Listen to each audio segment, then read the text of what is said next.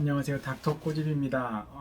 저희 병원에서는 뭐 예전에 치료받았던 거를 교체하기 위해서 오시는 분들이 많은데, 예전에 임플란트가 대중적이지 않고 임플란트 하나당 거의 300, 400, 500 정도 할 때는 가격적인 부담도 있고, 그리고 이제 진료적으로도 굉장히 이제 할 수 있는 테크니션, 치과사들이 많지 않기 때문에 브릿지로 치아가 이제 뽑게 되면은 브릿지로 많이 치료를 했던 것 같습니다. 근데 브릿지가 오래돼서 10년 이상 사용하게 되면 이제 교체를 하게 되는데, 그 교체하는 시점에 과연 이거를 똑같이 브릿지로 다시 하느냐 아니면 치아가 없는 부위를 임플란트로 하느냐, 그 고민이 다들 있으신 것 같아요. 그래서 이 환자분 같은 경우에도 어금니 쪽에 이제 브릿지를 교체를 하시기 위해서 오셨는데, 이제 임플란트를 하나 하고 나머지는 이제 크라운으로 단독으로 씌워준 케이스입니다. 그래서 이런 고민이 있으신 분들은 한번 보시면 도움이 될 것 같습니다. 꼬집어 보겠습니다.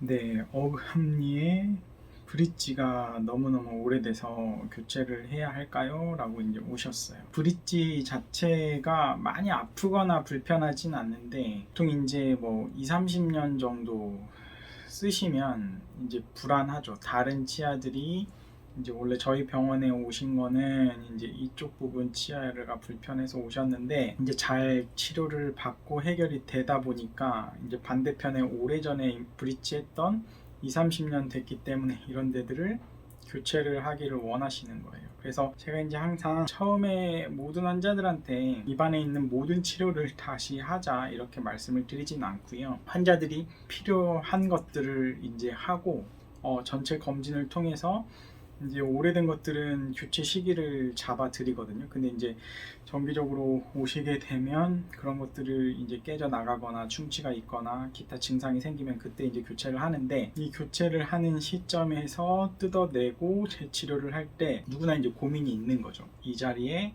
치아가 없는데 이거를 다시 4개짜리를 브릿지를 해야 되느냐, 이 고민이 다 있으신 것 같아요.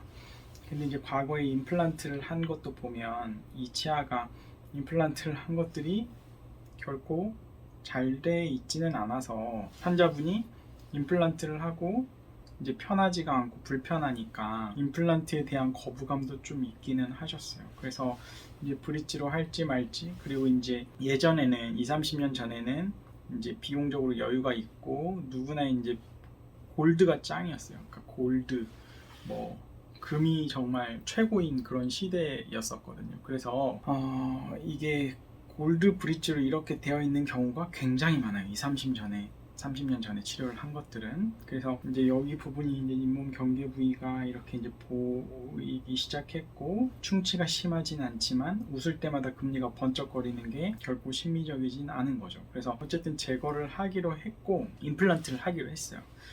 그래서 이 치아들이 보면은 또다시 이제 브릿지로 해주는데, 원래 브릿지가 되어 있었기 때문에 브릿지로 해주는데 이 안쪽에 있는 치아만 건강하다면 다시 하는 게 크게 어렵지는 않지만, 이제 브릿지는 항상 교체할 때마다 이 4개를 동시에 뜯어내고 교체를 해야 되는 문제점이 있기 때문에, 각각의 치아들이 건전하면 이런 것들을 묶지 말고 단독으로 싱글 크라운을 씌워주고, 여기도 임플란트를 싱글로 해주고 이 뒤에도 단독으로 씌워주면, 혹시라도 이런 치아들이 문제가 생기면 이제 하나씩만 건드리면 되기 때문에 장기적으로 보면 훨씬 환자한테도 유리하다고 설명을 드렸어요. 이거를 제거를 해보니까 뭐 안쪽이 지저분하긴 하지만 심각하게 지저분한 상태는 아니었고, 과거엔 이렇게 안쪽이 뭐 레진이 발달을 안 했었으니까 아말감 상태에서 이제 아말감 주변에 약간의 충치도 있죠. 그래서 이제 이런 것들은 그냥 깔끔히 다듬고 아말감은 제거하고 충치 제거하고 레진으로 해주고, 그 다음에 단독으로 이제 여기는 크라운을 이렇게 3개를 씌우기로 했고 임플란트를 하기로 했어요. 근데 이제 임플란트를 할 때 이쪽에 상악동이라는 코 속에 한마디로 공기가 들락날락하는 빈 공간이 있기 때문에 임플란트를 할 때 이 부분을 약간 침범을 할 수밖에 없어요. 그래서 이제 여기에 뼈 이식을 해주는 게 상악동 거상술, 상악동 골 이식이라는 건데, 이렇게 희끗희끗하게 들어간 거죠. 그래서 임플란트 직후에 보면 골 이식이 됐고 임플란트가 잘 들어갔고, 그래서 이제 나중에 이 머리 부분에 들어갈 부위의 정센터에다가 정확하게 임플란트를 이렇게 식립을 한 거예요.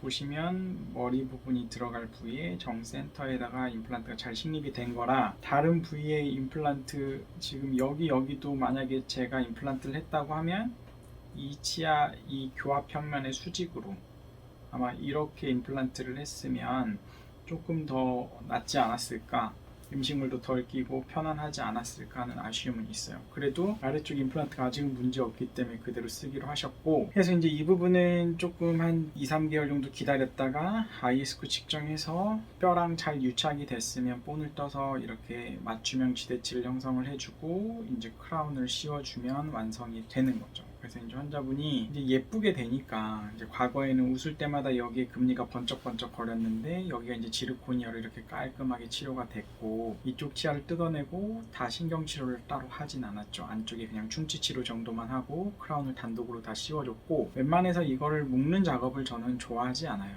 설령 이게 치아가 별로 없다고 해도 옆 치아에 묶어서 뭔가 지탱을 하는 건 별로 좋지 않다고 생각을 하기 때문에. 그래서 전체적으로 보시면 이쪽 임플란트는 이제 뭐 안 건드렸지만 여기는 너무 심각하게 치축이 틀어져 있고 계속 불편하다고 하셔서 이쪽도 임플란트를 좀 수정을 해 드렸고요. 그래서 이제 환자분은 만족해 하셨어요. 그래서 이제 과거에 금으로 되어 있을 때, 그리고 지르코니아로 되어 있을 때. 그래서 항상 제가 말씀을 드리는 게, 원래의 자기 치아의 모습을 복원하기 위해서 노력을 해라. 그리고 앞니가 이렇게 두 개가 있고, 이쪽에 송곳니가 있고, 작은 어금니 두 개가 있고, 큰 어금니 두 개가 있는 거예요. 그래서 큰 어금니인데 과거에 보면 여기는 마치 작은 어금니가 이렇게 세 개가 있고 큰 어금니 하나가 있는 것처럼 이제 되어 있기 때문에 아무래도 저작 효율이 떨어질 수밖에 없어요. 그래서 항상 원래 치아의 모습을 복원하기 위해서 노력을 해야 되고, 이 반대편 크라운도 다시 하고 싶다고 하셔서 다시 하셨고, 이쪽 임플란트도 다시 하신 거예요. 이렇게.